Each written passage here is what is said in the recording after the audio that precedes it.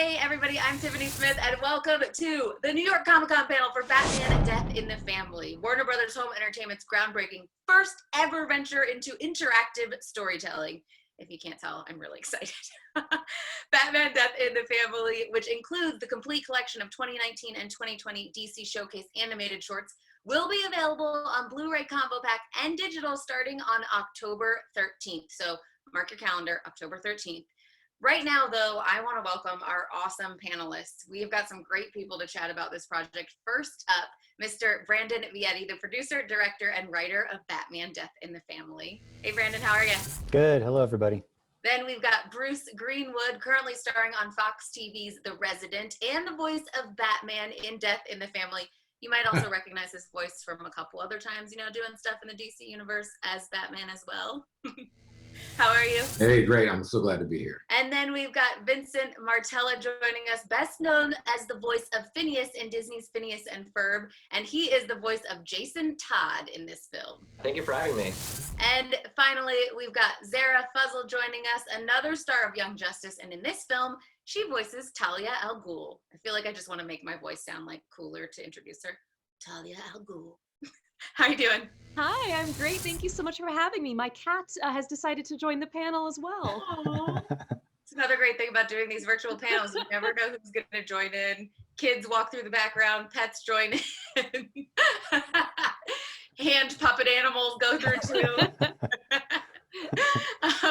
So let's jump right in, you guys. This first question is going to be for Bruce and Vincent. What is it like for you guys revisiting these characters? It's 10 years after debuting in Batman Under the Red Hood. How was this experience different for you guys, or was it really easy just kind of drop back in?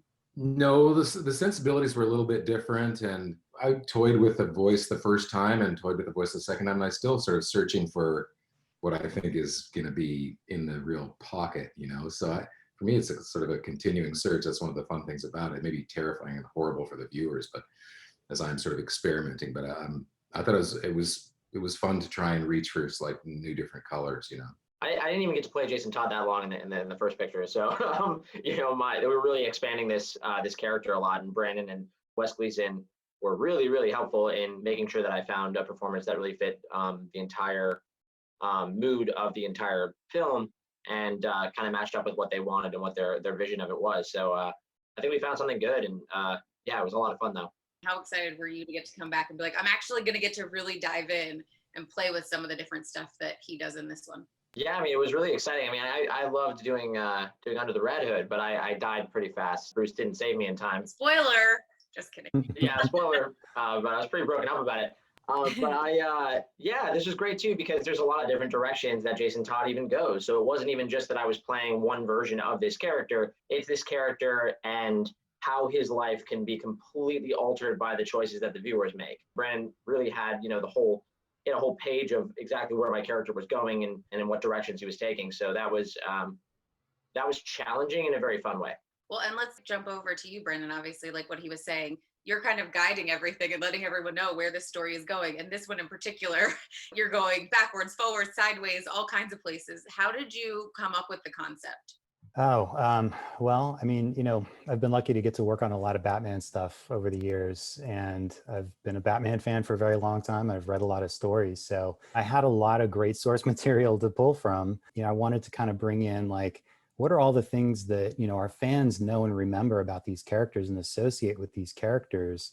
And then what's the twist on that? Like, what would have happened if different choices were made along the way? And what if, the viewer gets to make that choice? That choice might just completely turn upside down everything you know about Jason, or everything you know about Batman, or everything you know about Talia. And I think that's like a rewarding story experience that allows you sort of a deeper insight into these characters that everybody knows and loves. So what I love so much is obviously the audience gets to kind of play with it and have it play out however they want. But I have to ask you, is there one in particular that you're like, this is the one? For you, or are you kind of just like, I'm not going to say it. I'm just going to, anyone is the right one? Yeah, I mean, I have one that I do particularly like, but I think all of them are different. And I think that's what I look forward to, is actually the fan interaction after this comes out. Like, I can't wait to see what people gravitate to, because I think that's the other fun part of a branch story and trying these different paths is, I think every viewer is going to get some ownership of the story. They're going to make these choices that makes the story more personal to them. And I think they're going to find that, they're going to gravitate to, one branch over another. And that's great. I think that part of the interactivity is really exciting to me as a storyteller. How does it actually work? How will the audience pick things and choose things? When you start up your Blu-ray, you'll get sort of an introduction. And the introduction will sort of take you through the death in the family story.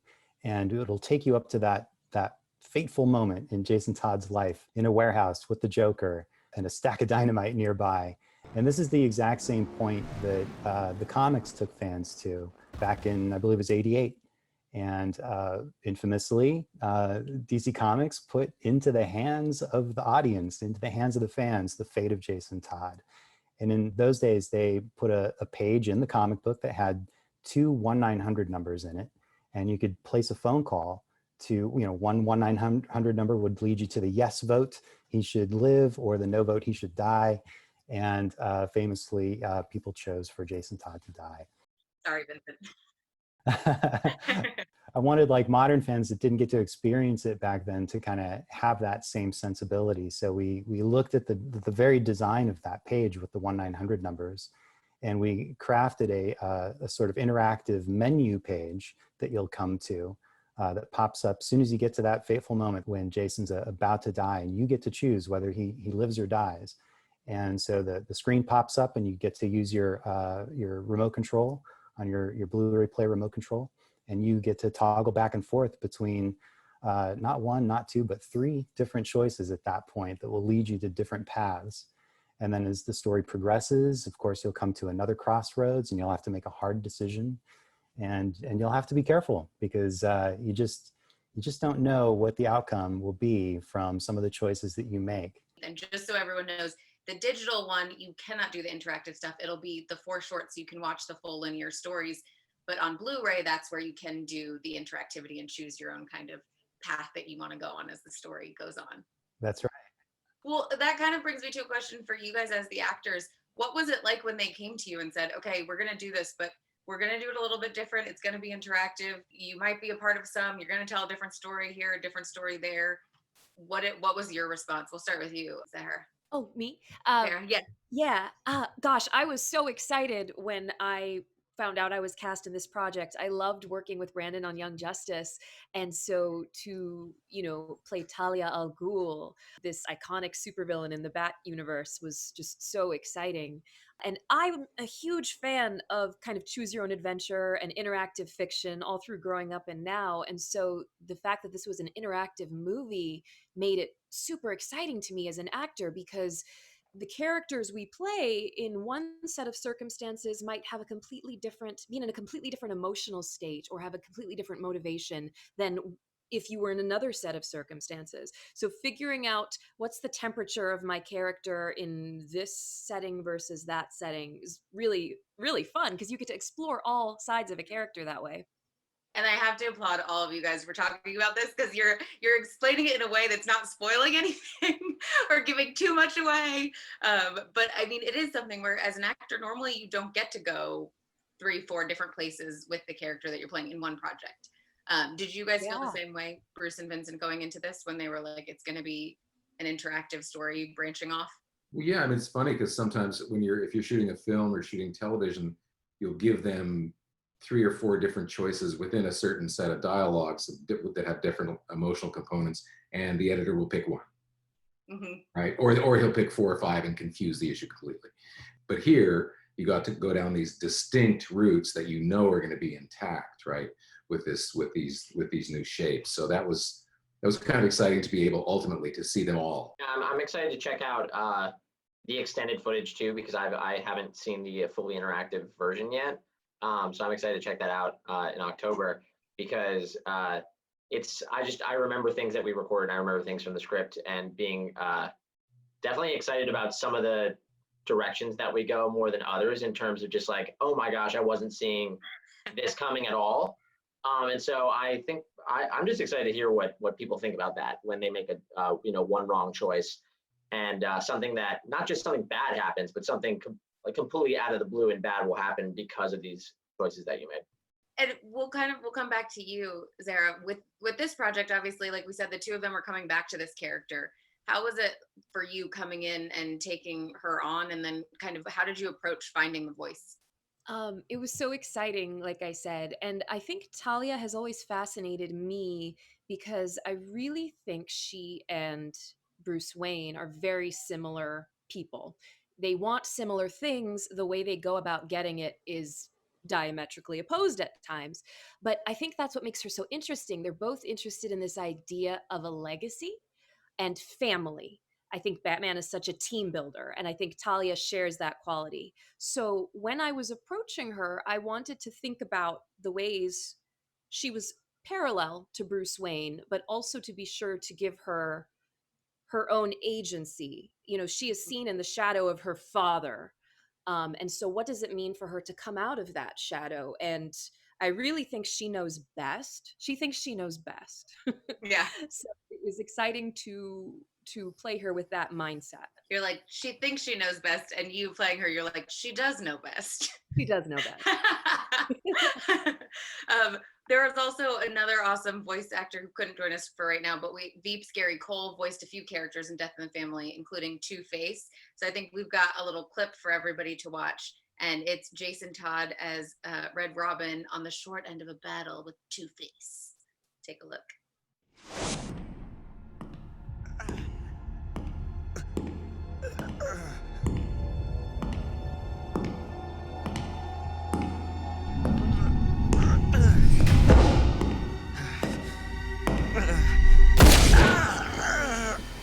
Oh, yeah, that's the look.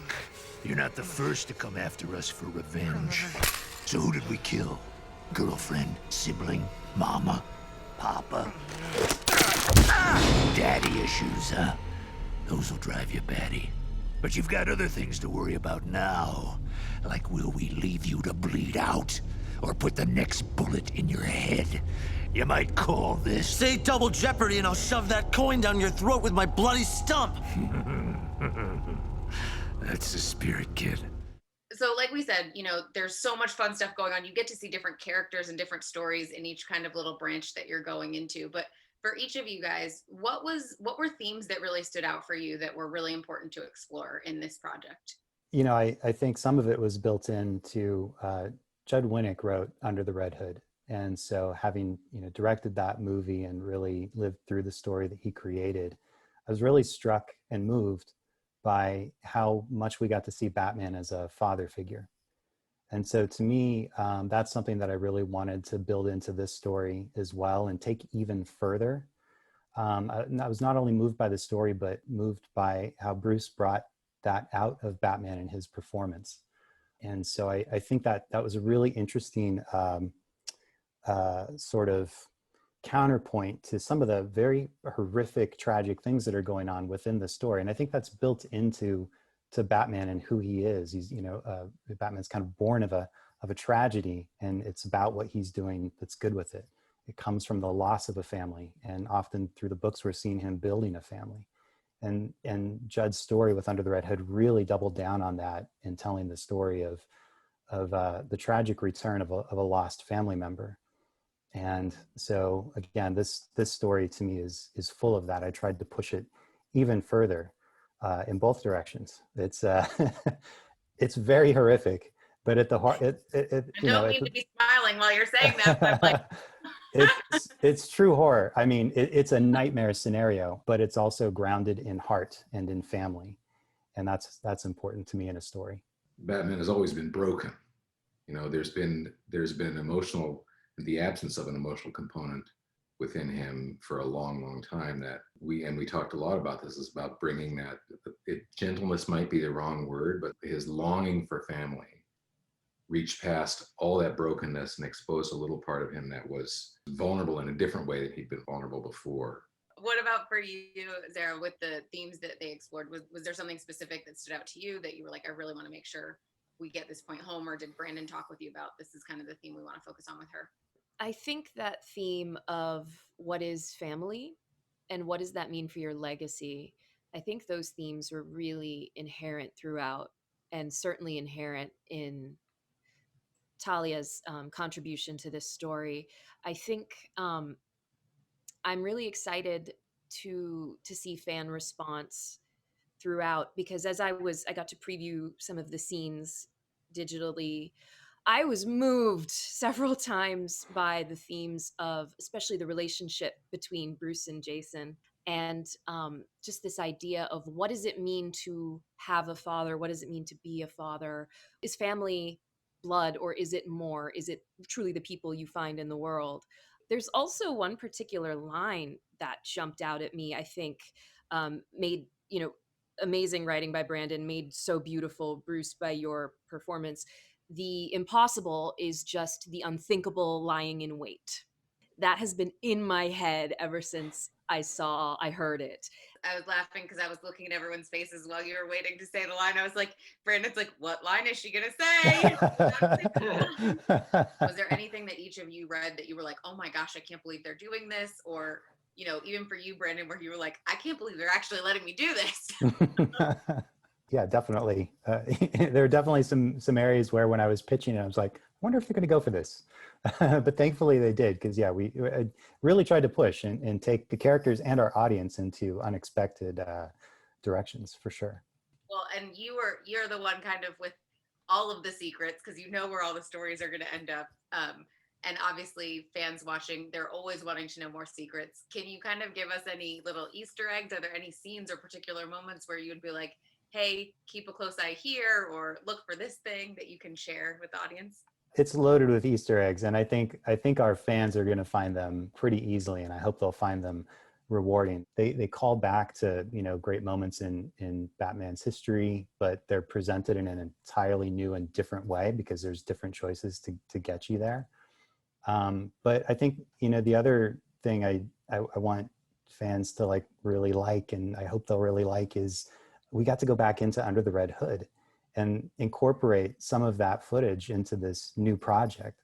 That was interesting. That's not something I think every filmmaker gets to do. That's not something every audience member gets to experience, as a different take on a story that they already know. And I think that sort of push and pull between old and new is another really interesting element, in addition to the branching part of the narrative too. So. Well, and I think that even goes into the characters, because when you're looking at old school versus new school, one teaching the other, and then it's, I think it bleeds into everything with the project, which is super cool. I also want to talk about, because this is another voice actor on this project that couldn't be with us today, but we can't not talk about John Dimaggio's performance as the Joker in this one. He just came in full of confidence, such an incredible performance. What can you guys kind of talk about what he brought to the table as the Joker? Oh, he just lifted it beyond. I mean, that guy is just a monster. I just watch him and listen to him. And I just go, oh, and I'm packing my bags. I'm getting my car, and I'm never turning around. I'm just going that way. He's just so evocative and so emotional and so cold, and it's so hot, and just every moment with him is luxury. I cannot top that analysis. That's perfect. That's great. And I mean, he's relentless at trying different takes as well. I mean, we would have him in the booth, and he had some long chunks of dialogue to get through, and we would get it, and do a couple passes, and wow, we are well covered here. It's like, no, can we do it a couple more times? And I mean, he would just keep finding new places to go with it, and new places to dig in, and new places to just cut you with the dialogue that you just wouldn't think of. He sets up changes like nobody I've ever heard. I mean, you write shifts and changes into the dialogue, but he seems as though he finds a place to tee up every half a dozen words. He tees something up that just lays there to get knocked out of the park. I think it's also a character where, you can't really talk about the Joker without talking about the laugh. So finding that, the voice is iconic, but knowing that you're doing the Joker and finding that, what was that like for you, Brandon, being a part of that? And when he felt, and you felt like, yep, we got it, you got it. What's funny was I think he even told me one time he was nervous about, taking on the role. And yet I feel like he walked in, and I remember him like getting it early. Like I don't remember there being, maybe he was like experimenting a lot before he came in, but man, I seem to remember him just like nailing it. Like he really just had this great instinct for what to do with the character. And it was a unique take too, because I think our character design was a weightier Joker. I mean, there's something about him that's like thuggish and monstrous. He's got a power and like a girth to him that a lot of Jokers don't have. A lot of the Jokers traditionally are maybe a little more on the thinner side, and he had strength to him, which I think made him even more scary and more threatening. And I think John picked up on that in the, in looking at the design, and was really able to channel that into a really unique and new performance. Yeah, like aesthetically, the way it's drawn, his face is really lived in. So all the detail that he was bringing to it vocally is supported by the visuals, which are also so detailed. There is so much, like when you're an actor, your face is part of it. And in animation, the design is part of it. And I'm sure for each of you guys, when you see a design, and sometimes you don't get to see it before, but sometimes you do, getting to see it before and knowing what they look like informs kind of how you're going to embody it. Yeah, that's absolutely something that I find really helpful when tackling a character. Brandon even, showed me all the different versions art-wise of how Jason Todd progresses, and I found that really helpful. I always find it helpful when I do any new job voiceover-wise to see the art of the character, because absolutely what Brandon was saying, just even about like the build and the body type, and Bruce talking about, the face. I mean, all these things I feel like influence a performance, at least for me anyways. And so, yeah, I mean, John's obviously a master of doing that. He's done that in so many different ways for different characters. And so it's really cool. Oh, I just want to chime in that John is also such a nice man. I was a big fan of a lot of the shows he was in when I was a kid, like Kim Possible. And the first time I ever met him, crossing paths at a session, I told him, I just love you as Dr. Draken. And then he immediately started doing the Draken voice at me while I proceeded to fangirl in the hallway. Like, he's just such a kind, nice man, as well as such a talented artist. I feel so fortunate to be working on projects like this, with this incredible cast of actors. Even if we aren't recording together to feel each other's performances, I feel like our voice director, Wes Gleason, really has kind of the palette of voices in mind and blends them really well. So it's just such a treasure and a treat. Well, and for each of you guys, what do you hope that, I know that the family theme is such a huge thing, but for each of you, when fans do get a chance to watch, or when you guys get to watch, what is something that you hope that people take away when they watch it? I'll start with you, Brandon. Okay. Sarah's like, please don't start with me. I just hope fans really enjoy the experience of being able to make choices in the story and really own the story. And I really hope that they find these explorations through these different choices like really rewarding and insightful. I know we're working with characters that are just beloved to fans, and I'm always keeping that in mind with every project that we work on. We want to stay true to the characters. This was such a unique project to be able to go in and try different things that you couldn't normally try. But I think you get something really rewarding about that at the end of the day. You get to see a different side of your character that you love so much. And so I really hope our fans really enjoy just trying out this new kind of storytelling and being a part of the story by making these choices. Yeah, I certainly hope that the audience is surprised and thrilled with all the options that they have in a story like this, because this is, as you've all been saying, this is a unique experience in terms of a movie with these characters that people really care about. And to see all the different places that these characters are brought in this particular film, I think is going to be a really unique experience for just everyone in just different emotional capacities. So all I want is for people to enjoy the ride, whether they feel very good or very bad afterwards, because it honestly really depends on what choices that you make. I just hope that that experience is something that, is unlike, just sitting down to watch, a normal animated feature. Yeah, to some degree, they have ownership of what happens, right? Yeah. So they're going to have a knot in their stomach, hopefully, as they contemplate making the choice, then make the choice and watch where it takes them and know that, like, I could have made other choices, but the first choice I made says something about me. And what does it say about me? Oh my God. I think they appreciate, I hope they appreciate that danger. And Zehra? I think the road to hell, right? Sometimes you think you're making the optimal choice and you have the best of intentions, but life doesn't always operate that way, does it? That's all I'll say. I feel like that was so Talia right there that you were just like, just gonna leave it at that. Well, I'm so excited to have gotten to talk to you guys about this incredible project. And I also wanted to share with everybody watching that not only do they get all of this stuff with the digital and Blu-ray, but there's so much additional stuff if you guys get this on October 13th. Batman Death in the Family, it also includes 4 acclaimed DC Showcase animated shorts. We've got Sergeant Rock, Adam Strange, Death, and Phantom Stranger. The interactive Blu-ray offers 5 more minutes of additional content with Batman Death in the Family story that is not included in the digital version. So you're going to get all kinds of cool stuff. And the Blu-ray also, and the Blu-ray and the digital release, they include commentaries on the previously released shorts, and one on the linear Death in the Family shorts by 2 of my favorites, DC Daily hosts Amy Dallin and Hector Navarro. So definitely make sure that you guys check all of that good stuff out. We've got a lot of time on our hands at home, so why not watch some epically cool stuff, which this is. So I want to say a huge thank you to all of you guys for joining us.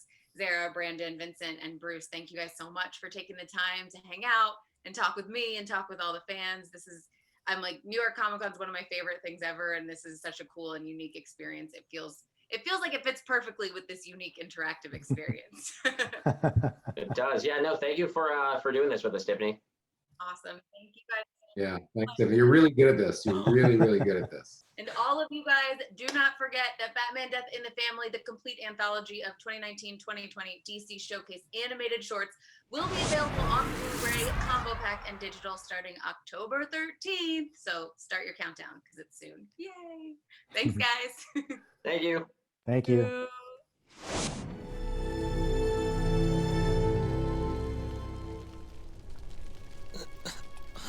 He's alive. He's alive. You're gonna be all right, son. I'm gonna get you all fixed up.